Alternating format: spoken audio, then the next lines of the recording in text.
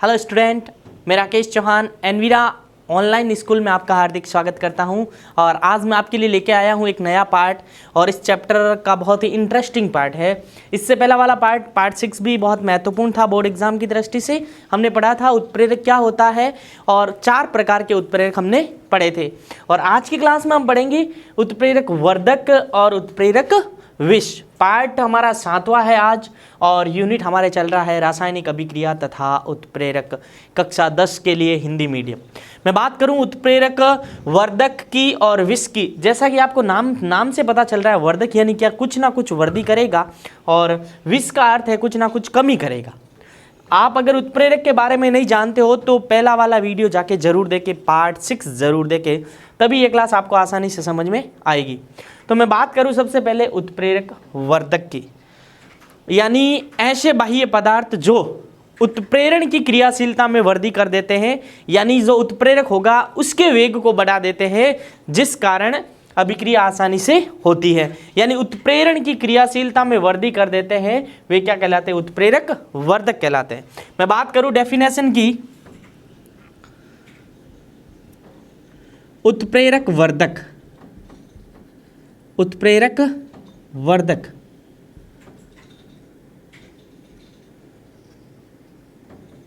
क्या होते हैं? उत्प्रेरक वर्धक ठीक उसी प्रकार जिस प्रकार उत्प्रेरक होते हैं उसी प्रकार होते हैं वह बाह्य पदार्थ, वह बाह्य पदार्थ जो उत्प्रेरक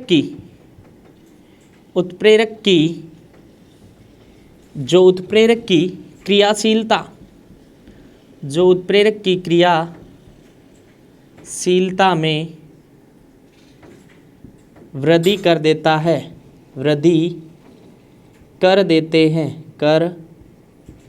देते हैं, या लिख सकते हो अर्थात उत्प्रेरण की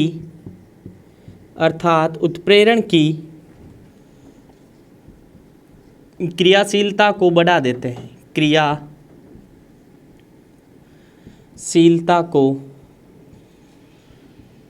बढ़ा देते हैं, उसे उत्प्रेरक वर्धक कहते हैं। उत्प्रेरक वर्धक कहते हैं। क्या कहते हैं? उत्प्रेरक वर्धक कहते हैं। जैसे मैं एक एग्जाम्पल लूं, अमोनिया बनाने की हेबर विधि लूं, जैसे हेबर विधि। क्या होता है हेबर विधि में? हेबर विधि में इधर ध्यान देना, जैसे N2+3H2 तो क्या बनेगा? Ammonia gas 2NH3। ये हमने पढ़ा था धनात्मक उत्प्रेरक में। और यहाँ जो उत्प्रेरक काम में लिया जाता है आयरन, कौन सा लिया जाता है? आयरन। हमने लास्ट क्लास में पढ़ा था आयरन। लेकिन इसी के साथ साथ काम में लिया जाता है MO आ जाए अगर यहाँ, मोलिब्डेनम,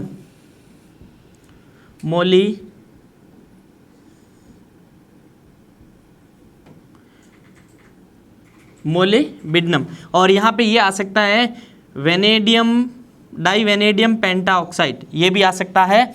यहाँ पे अब ध्यान देने वाली बात ये है, यहाँ पे अगर Fe का पूछा जाए, यहाँ पे यहाँ अगर मैं बात करूँ किसकी बच्चों? Fe की बात करूँ तो ये यहाँ पे कार्य कर रहा है उत्प्रेरक का। किसका कार्य कर रहा है? उत्प्रेरक का। और यहाँ पे ये जो आपके सामने है मोलिब्डेनम और वेनेडियम पेंटाऑक्साइड V2O5, यहाँ ये कार्य कर रहे हैं उत्प्रेरक वर्धक का कार्य कर रहे हैं। किसका कार्य कर रहे हैं?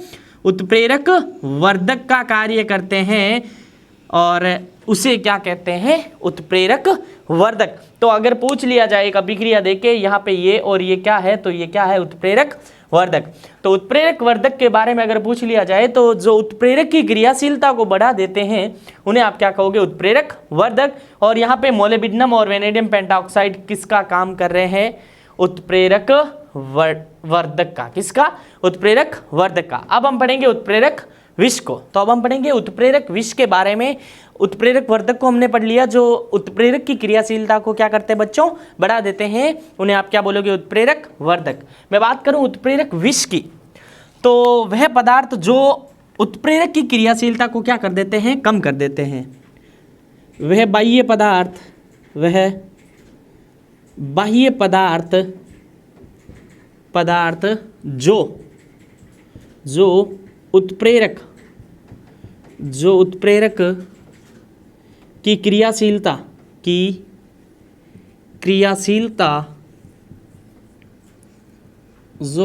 की क्रियाशीलता को कम कर देते हैं, वे उत्प्रेरक विष या लिख सकते हो प्रति उत्प्रेरक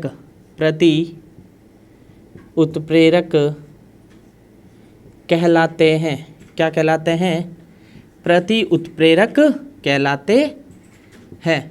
जो उत्प्रेरक की क्रियाशीलता को कम कर देते हैं क्या कहलाते हैं, प्रति उत्प्रेरक, और जिन्हें आप बोल सकते हो उत्प्रेरक विष। जैसे मैं एग्जाम्पल दे रहा हूं वही के वही लेंगे लेकिन उत्प्रेरक चेंज हो जाएगा। N2 + 3H2 तो क्या बनेगा, 2NH3। क्या बनेगा, 2NH3। अगर इस अभिक्रिया में Fe तो आएगा, किसकी तरह कार्य करेगा, केवल और केवल उत्प्रेरक की तरह। और जहां पे ये CO ये कार्य करेगा उत्प्रेरक विष की तरह। किसकी तरह कार्य करेगा, उत्प्रेरक विष की तरह। एक और एग्जांपल ले रहा हूं, जैसे आ जाए आपके सामने CH3 एसिटिल क्लोराइड, ये आ जाए, इसके साथ अगर डाल दी जाए H2 गैस तो बाहर क्या निकलेगा, CH3 CHO, फिर बचा है HCl। यहाँ पे जो उत्प्रेरक होता है लेड PD पैलेडियम, और जो BaSO4 ये यहाँ पे कार्य करता है विष का। किसका कार्य करता है, विष, यानी उत्प्रेरक विष का कार्य करता है। किसका कार्य करता है, उत्प्रेरक विष का कार्य। और उत्प्रेरक का कार्य करता है ये किसका कार्य करता है, उत्प्रेरक का कार्य। तो आपको एग्जाम में पूछा जाता है कि उत्प्रेरक वर्धक तथा विष को उदाहरण के सहायता से समझाइए। तो आपको एक तो यहाँ पे परिभाषा याद करनी पड़ेगी। विष का अर्थ है क्रिया को कम करना, और किसकी क्रिया, या तो उत्प्रेरण की क्रिया, या आप ले सकते हो उत्प्रेरक की क्रिया को क्या कर देते हैं, कम कर देते हैं। और ये एग्जाम्पल आपको याद करने ही पढ़ेंगे। तो इस प्रकार हमने उत्प्रेरक वर्धक और विष को पढ़ लिया। अब हम पढ़ेंगे अवस्था के आधार पर समांगी और विषमांगी। तो अब हम पढ़ेंगे समांगी उत्प्रेरण तथा विषमांगी उत्प्रेरण। ये क्वेश्चन आपके बोर्ड एग्जाम में पूछा गया है। समांगी बच्चे कंफ्यूजिंग हो जाते हैं उत्प्रेरण, और जो होने वाली क्रिया होती है उत्प्रेरक की, यानी होने वाली क्रिया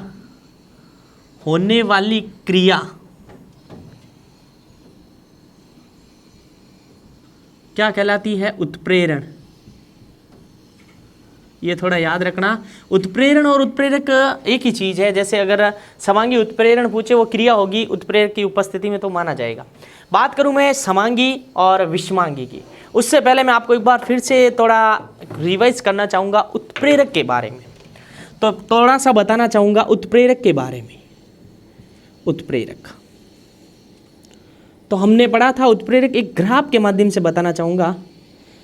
ये है, यहाँ पे होता है अभिक्रिया निर्देशांक, और यहाँ मैं मान लेता हूँ कोई यहाँ पे है हमारा अभिकारक। क्या है, अभिकारक।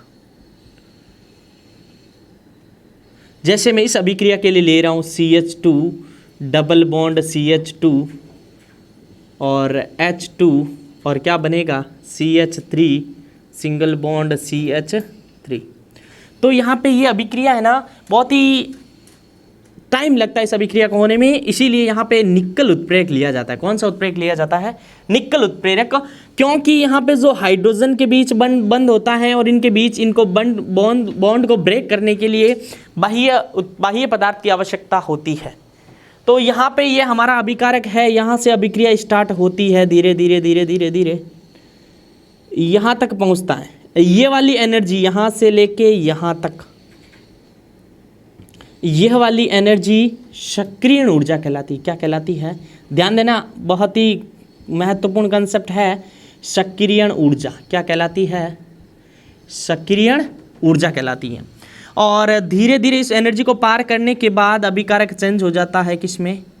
उत्पाद में चेंज हो जाता है। किस में चेंज हो जाता है? उत्पाद में। और ये आवश्यक ऊर्जा, ये न्यूनतम आवश्यक ऊर्जा कहलाती है सक्रियण ऊर्जा। और यहाँ निर्माण होता है, अगर 11th में 12th में जाओगे तो मध्यवर्ती का निर्माण, मध्यवर्ती का निर्माण। मैं क्या समझाने की कोशिश कर रहा हूँ, उत्प्रेरक को वापस समझा रहा हूँ, पूरा कंसेप्ट समझ में आ जाएगा।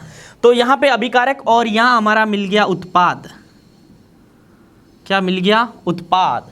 अब बात कर रहे हैं यहाँ पे जो ये उत्प्रेरक मिलाया जाता है, ये उत्प्रेरक मिलाने का क्या फायदा होता है?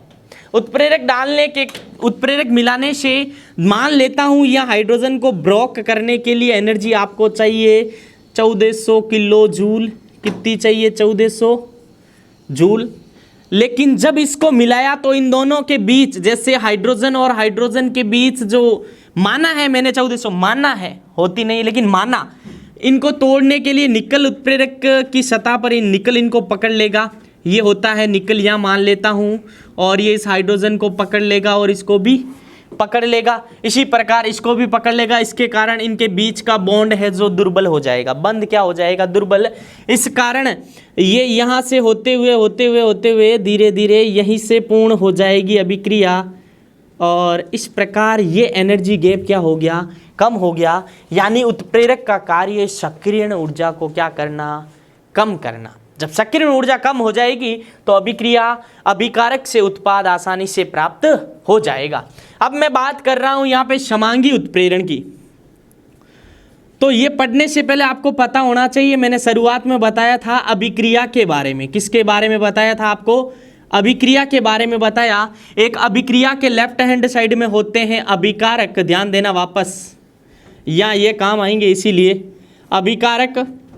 और यहाँ बनता है उत्पाद। क्या बनता है? अब उत्पाद। अभिकारक से क्या बनता है? उत्पाद। और यहाँ जो बीच में होता है वो हमारा होता है उत्प्रेरक। भाई साहब होते हैं। कौन होते हैं बच्चों? उत्प्रेरक होते हैं। तो अभिकारक से उत्पाद बनेगा। कुछ रासायनिक अभिक्रिया ऐसी होती है जिनको उत्प्रेरक की आवश्यकता होती है, उनके बिना वे अभिक्रिया संभव नहीं होती है। इसीलिए हमने पढ़ा था कि उत्प्रेरक विशिष्ट अभिक्रियाओं के लिए लागू होता है, हर किसी अभिक्रियाओं के लिए उत्प्रेरक की आवश्यकता नहीं होती है। मैं बात करूं अभिकारक से उत्पाद बन रहा है तो हम पढ़ रहे हैं, पहला हमारा है समांगी उत्प्रेरक। ध्यान देना, समांगी उत्प्रेरण, समांगी उत्प्रेरण बहुत इंपॉर्टेंट है, बोर्ड एग्जाम में पूछा गया, थोड़ा ध्यान देना। कंटिन्यू आप। समांगी उत्प्रेरण यानी ऐसा उत्प्रेरण जो किसी रासायनिक अभिक्रिया होगी, यानी ऐसी रासायनिक अभिक्रिया जिसमें जो ये अभिकारक है, जिसमें उत्पाद है और जिसमें उत्प्रेरक है, इन तीनों की फिजिकल स्टेट यानी भौतिक अवस्था क्या होगी? समान होगी। ऐसी रासायनिक अभिक्रिया जिसमें अभिकारक, उत्प्रेरक तथा उत्पाद की यानी तीनों की भौतिक अवस्था क्या होगी? समान होगी। जैसे आपने अभिकारक गैस लिया है तो बनने वाला भी क्या बनेगा? गैस बनेगा। और जो उत्प्रेरक आएगा वो भी किस फॉर्म में आएगा? गैस की फॉर्म में। तो बात करें इनकी परिभाषा की, ऐसी रासायनिक अभिक्रिया, ऐसी रासायनिक अभिक्रिया, ऐसी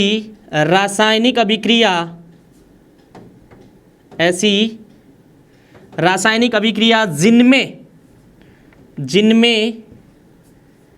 अभिकारक, ध्यान देना, अभिकारक उत्पाद तथा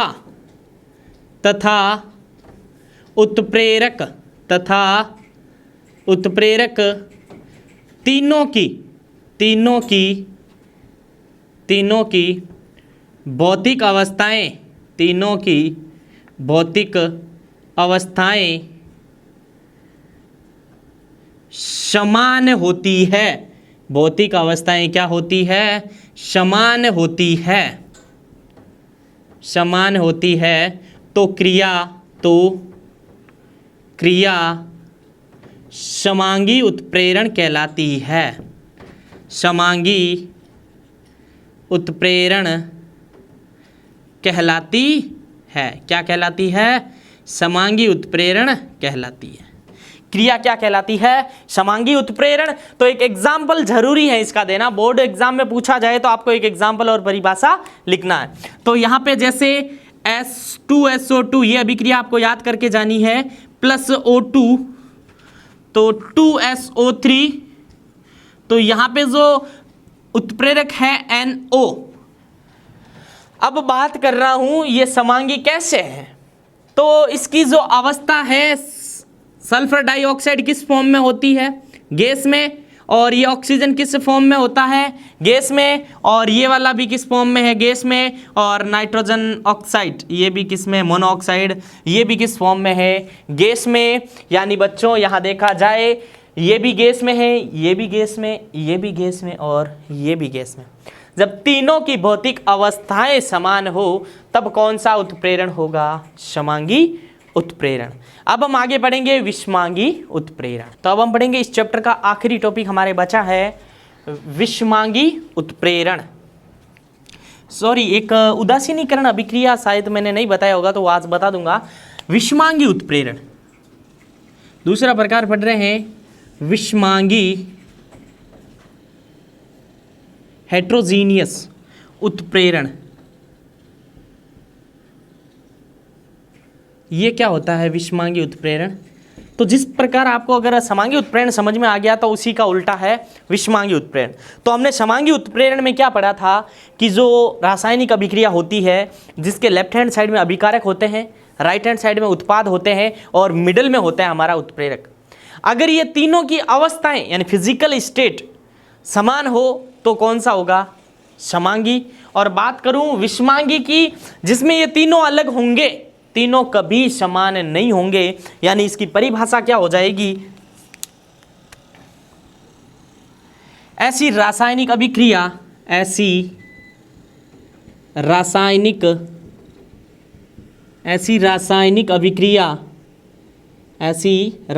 अभिक्रिया जिसमें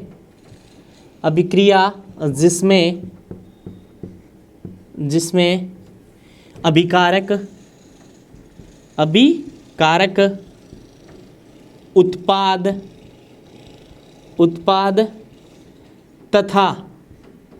तथा उत्प्रेरक तीनों की भौतिक अवस्थाएं भिन्न भिन्न होती है।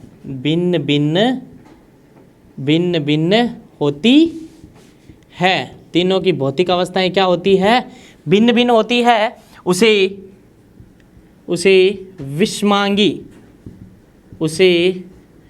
विषमांगी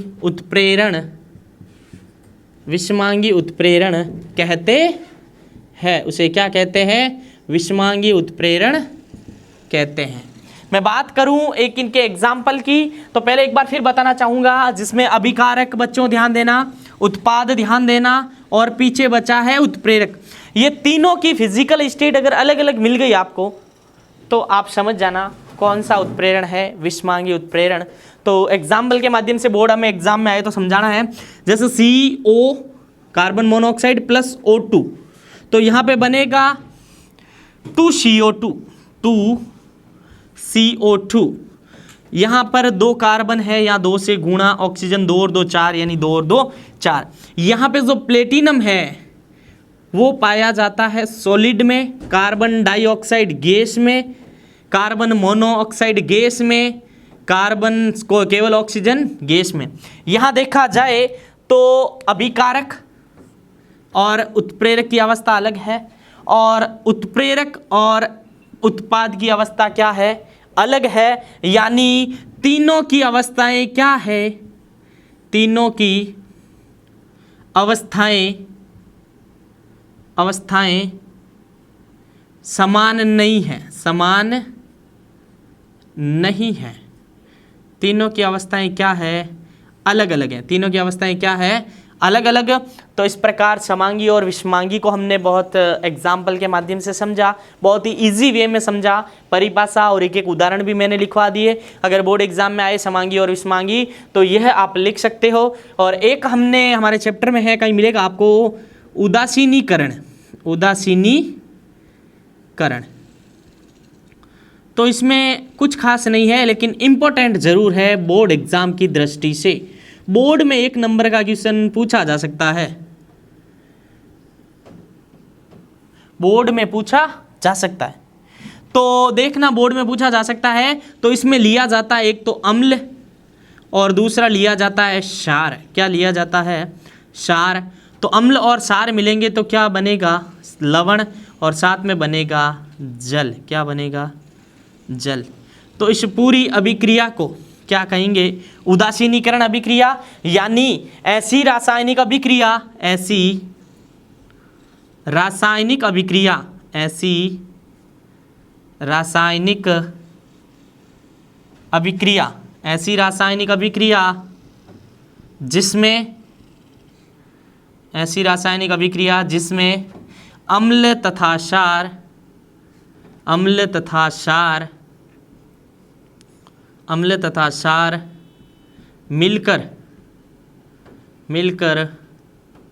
लवण व जल, लवण व जल बनाते हैं, जल बनाते हैं, उसे आप क्या कहते हो, उदासीनीकरण अभिक्रिया। तो मैं आपको बताना चाहूँगा पार्ट 7 में हमारा जो अध्याय 6 कक्षा 10 हिंदी माध्यम के लिए बोर्ड एग्जाम में 5 नंबर का ये अध्याय है, रासायनिक अभिक्रिया तथा उत्प्रेरक का। इम्पोर्टेंट है, केमिस्ट्री का ये जो लेक्चर है। तो आज की क्लास में ये हमारा जो अध्याय 6 है, इसी को मैं यही विराम देता हूँ। यानी ये हमारा अध्याय जो हमने जो हमारे एनसीईआरटी बुक के अकॉर्डिंग जो भी टॉपिक थे मैंने आपको पूरा डिटेल से पढ़ाया है। अगर आप इस चैनल पे नए हैं तो पार्ट 7 जरूर देखें, आपके बोर्ड एग्जाम की दृष्टि से बहुत ही महत्वपूर्ण है ये चैप्टर। और आज की क्लास में ये हमारा अध्याय 6 है जो पूरा होता है। मैं आपसे लेता हूँ विदा, फिर मिलते हैं एक नए अध्याय के साथ कक्षा 10 के। धन्यवाद।